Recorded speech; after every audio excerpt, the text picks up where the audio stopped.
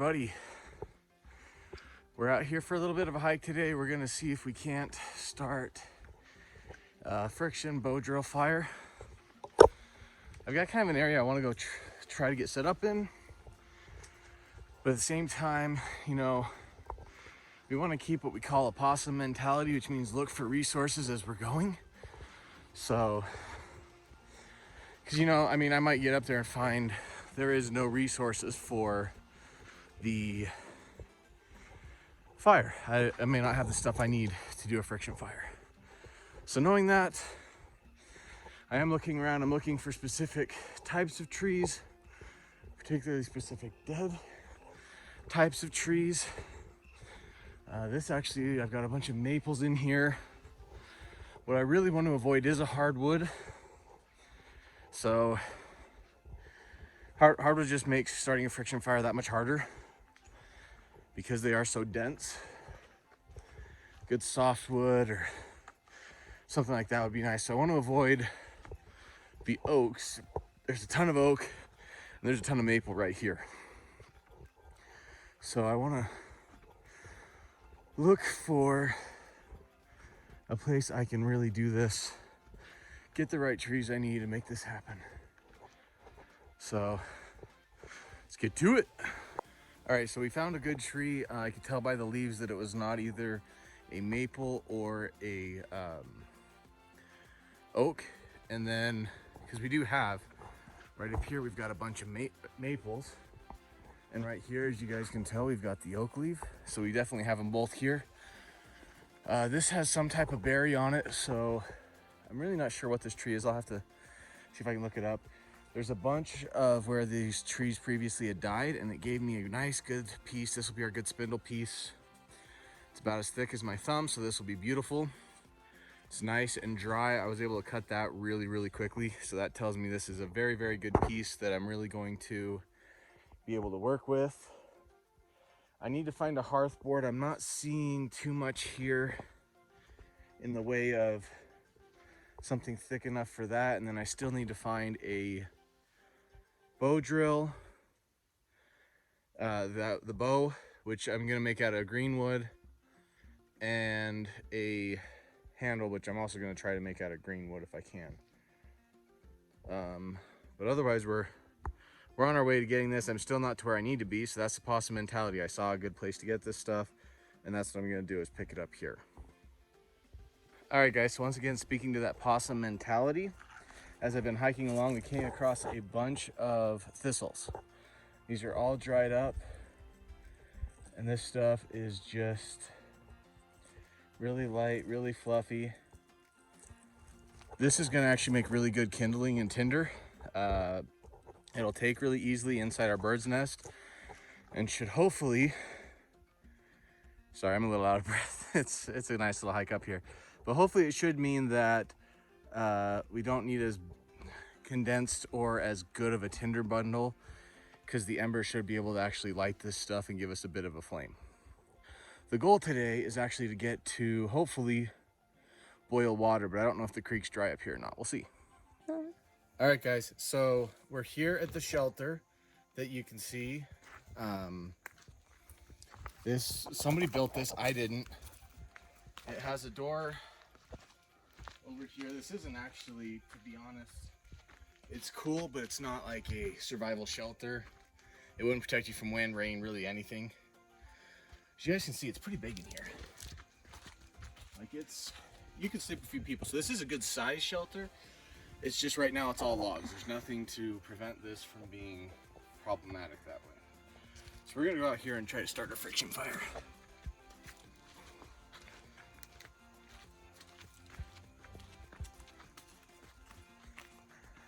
So the friction fire has three things for a bow drill. We need a hearth board, we need the drill, and then we need the bow. Sorry, four things. And then we're gonna need a bearing block. Luckily, so I always carry paracord. I've got this spider cord here. This stuff's gonna work great for what we need. Nice and bright colored. I think honestly that's probably more than enough. You don't need much for this. But the spider cord comes in hanks of 100 feet, so plenty of room. Now what we're gonna do, I actually had this wood here I found, and this is gonna make a very nice hearth board. As you can see, it's already split, so it's already given us halfway there. This is a very lazy man's way of doing it. What we do need, however, is we're gonna need some type of a bearing block. So I'm gonna look around here for a little bit, see if I can't find anything. Here's hopefully, you know what? See if we can't get a rock this time.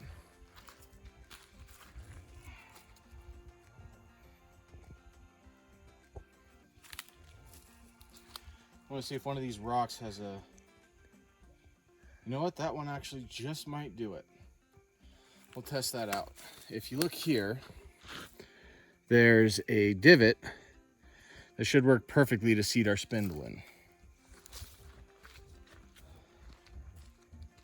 So, we also need something to catch our ember on. I'm going to go ahead and use this piece of bark. Use that as our ember catcher.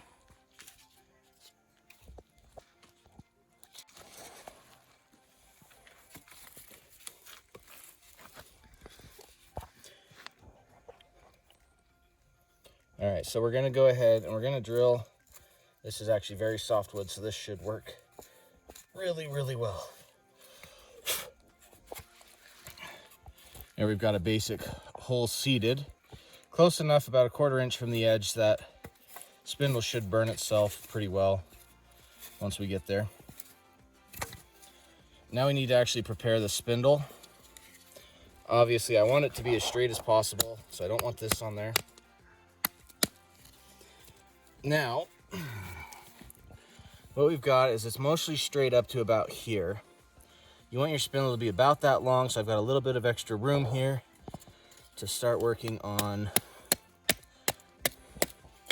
the actual point of the spindle. That was not what I meant to do, but it'll work. This wood's extremely dry and cutting like butter. Almost a little too easily. I'm actually quickly losing some of this spindle here. This is almost getting punky in the middle. I'm hoping it's not going to be problematic. We want this to be as tight as possible because we want it to fit right inside that notch there. And that's certainly going to seat just fine in there. And then for this bottom portion, you want it mostly rounded off pretty low like this. We don't want it to be a point so much as we want it to be a rounded stub.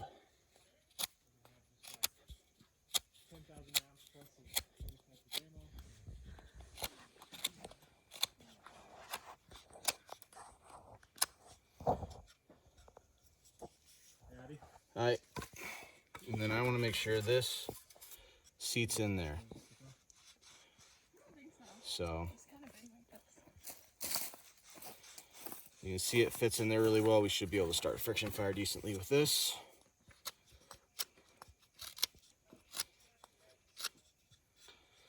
Like so. I'm gonna knock the nubs off of this real quick, just to make sure it doesn't tear up the paracord too badly. So now we've got our hearth board, we've got our spindle, and we need to make our bow. This piece is actually green. I just barely cut it down. As you can see, it's all very wet, it's very springy. It's gonna work perfectly for what we need. On this side here, we're actually going to use this point to our advantage. I'm going to tie a quick little bow line.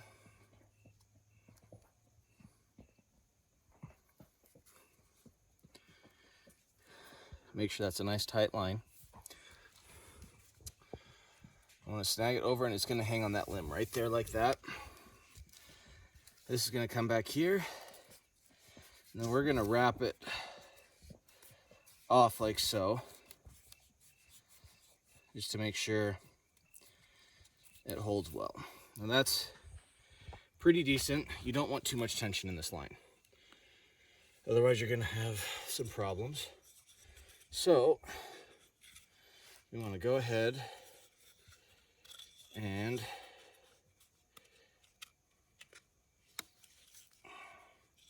I always have a hard time when it comes to doing this,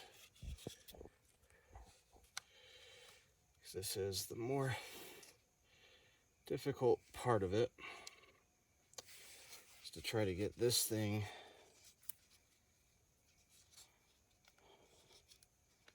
tensioned. You know what, I think I've actually got it a little too tight. So that's probably my problem there, is it's just kind of a little bit too tight. So I want it to be right there. Again, it needs to be under tension once that's in there, but it also needs to work. So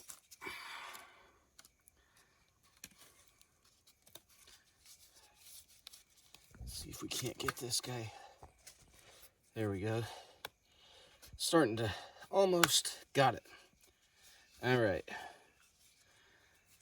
So now we've got our spindle. The very first thing we need to do is we need to burn out this hole a bit more here.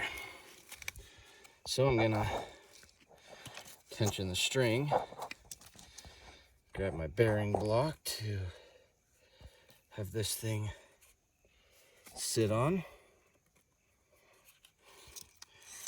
And then we're gonna try to make this guy here work like it should.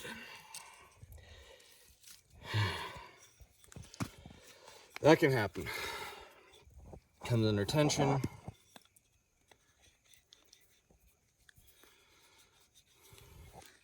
You know what?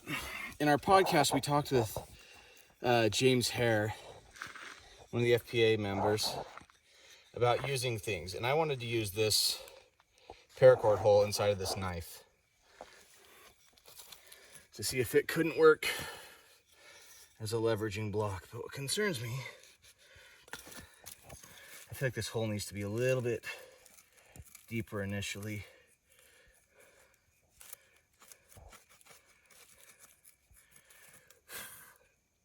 There. Now this guy should not, in theory anyway, slip out of there. No promises.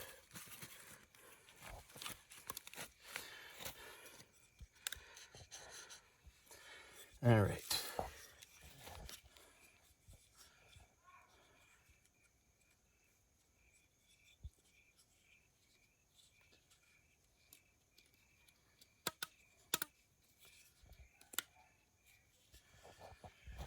All right, so we've got him there. And take our knife. We use our knife. I'm gonna move the blade on the outside of my arm. There we go.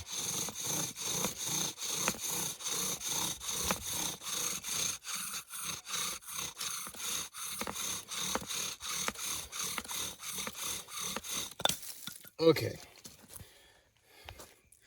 Now we already had some smoke coming off of that. You can see our block got nice and a little burned. The hole is burned out enough now. We're gonna go ahead and work our notch into it here. You want to carve a V-notch so that way the coal dust has a place to escape.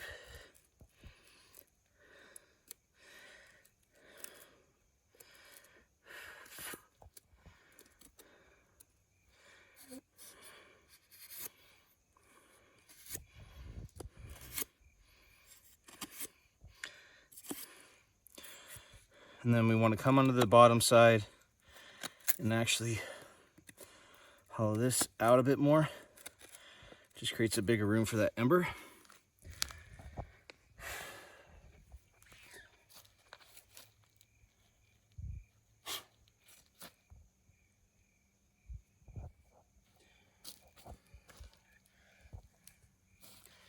Now to create the ember, we need something to catch it. So we've got that now.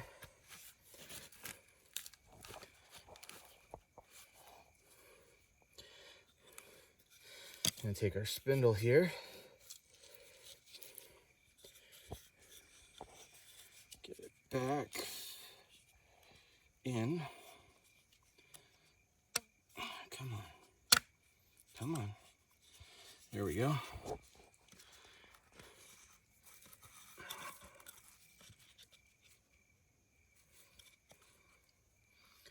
Dangers of doing this with a knife. I did just kind of stab myself a little bit, but I'll be all right. No blood.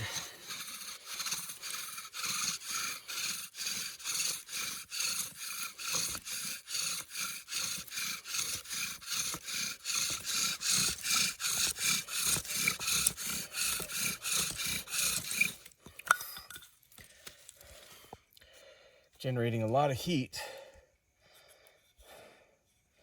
The problem I have is I've got some heat being generated up into the handle, and that's not feeling very good. But we did get quite a bit of an ember already, actually.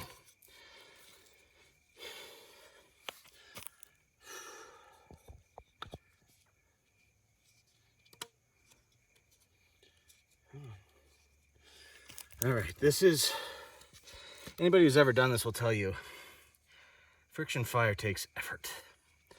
A lot of effort. Now, as you can see, I'm using the whole length of the bow here. Getting quite a bit of smoke, so I want to keep going.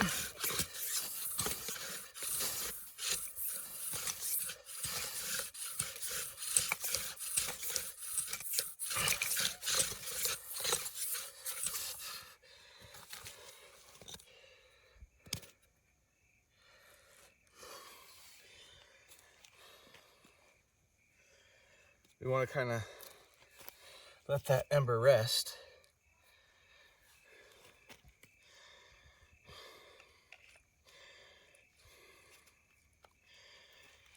As you guys can see, it's starting to heat up, starting to smoke a bit more.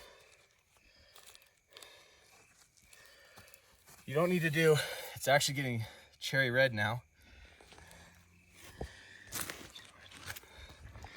You see it's all red, you guys? We got an ember. We got a fire. So now, if I take this fluff that we had,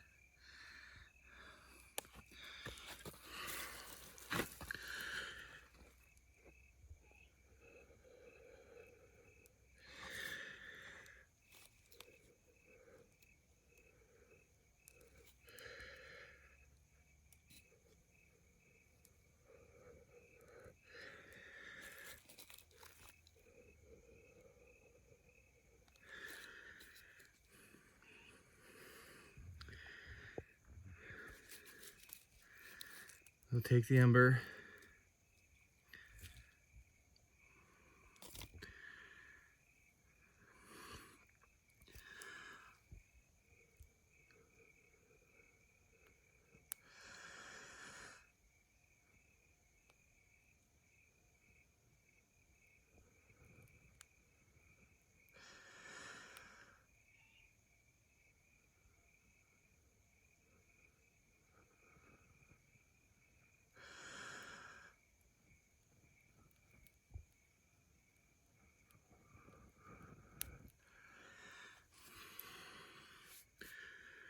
I wish I had a bird's nest right now.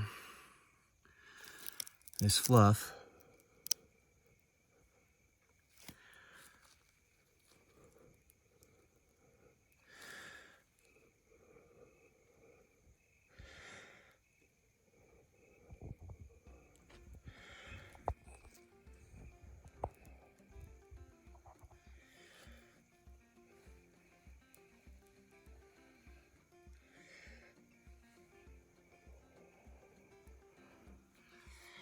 All right, well,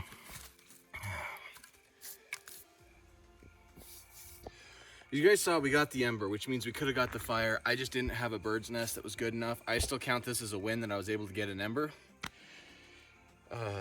That's actually a pretty big deal. We're gonna call it a night, get back out to the truck.